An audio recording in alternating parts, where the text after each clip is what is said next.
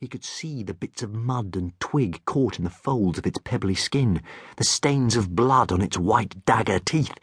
Its tongue was as rough as a gravel path. Its nostrils were a pair of wet, grungy bin lids. Its eye a tiny, twitchy rivet. Maybe it won't see us, thought Jem. But just as he thought that, those bin-lid nostrils twitched. They closed up. They opened again. The Tyrannosaurus had sniffed, and its sniff was so powerful that every leaf and branch rattled and Lucy's hair went flying round her head. It was sniffing for food. It had definitely sniffed out the Tootings. "Fascinating," said Lucy. "For years now there's been a debate about whether Tyrannosaurus was a true predator, able to move fast and catch and kill its prey, or whether it was just a very big scavenger eating only animals that were already dead." "Why is that interesting?" said Jem. "Because if it is a scavenger it will leave us alone, but if it is a predator it will kill us." "Actually, that is quite interesting." There was a sound like the sound that a house might make if someone picked it up and dropped it from a great height. It was the creature's foot, landing a few yards in front of them. Its curved, cruel claws dug into the earth as it steadied itself. Its toes stretched like leathery bridges. Its leg was a tower of meat. Under the skin, chains of muscle shifted like the gears of a terrible machine. "On balance," said Lucy, "I'm going to say predator." Everyone leaped out of the car and into the undergrowth. No one looked up. No one looked back. No one stopped running until they were all standing breathless inside what felt like a big green bus shelter. It was a single giant leaf, bent towards the ground by a raindrop the size of a melon.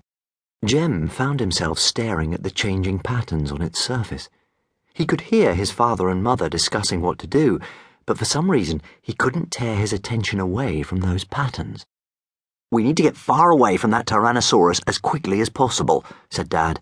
Not a sentence he'd ever expected to have to say. "But what if there's another Tyrannosaurus round the corner?" said Mum. "What if there's a herd of them?" "Opinion is divided," said Lucy, "but it's definitely possible that they moved in herds."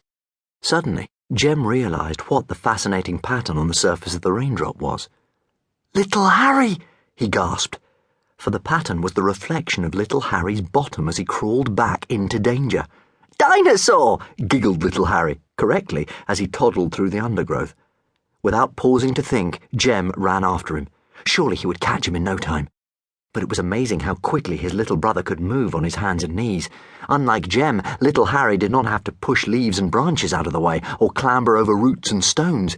He just kept shuffling forward, singing, "Dinosaur! Dinosaur!" until he crawled out into the sunlight where the huge, savage, drooling creature was now examining the bonnet of the car with its nose. "Dinosaur!" yelled little Harry and waved at it merrily. The dinosaur turned its mighty head towards him as Jem burst through the undergrowth and swept his little brother into his arms. He was about to turn and run back to safety when something stopped him. That tiny, dark eye was staring straight at Jem.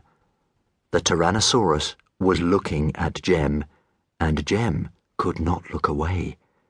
Not even when that wide mouth opened, not even when that fence of cutlass teeth flashed in the sun, not even when that giant foot unhooked itself from the ground and swung into the air. Then there came a terrible noise, an ear-splitting, tree-shaking noise, a noise that made Jem jump, a noise that went, "Ga-goo-ga!" "Ga-goo-ga," thought Jem. "That's not a very dinosaur-y noise." "Ga-goo-ga! That sounds like ga-goo-ga!" It was Chitty Chitty Bang Bang, sounding her unbelievably loud original 1921 motor klaxon. Ga-goo-ga! There was only one thing that the Tyrannosaurus wanted to know about Chitty Chitty Bang Bang, namely, could you eat her? She put her mighty foot down and turned to look at the thing that went ga-goo-ga. The standard Tyrannosaurus test for whether you can eat a thing or not is, does it try to run away? If it doesn't try to run away, it's probably not fresh. The thing that went ga-goo-ga didn't try to run away. On the other hand, it didn't smell off. It smelled sort of interesting. This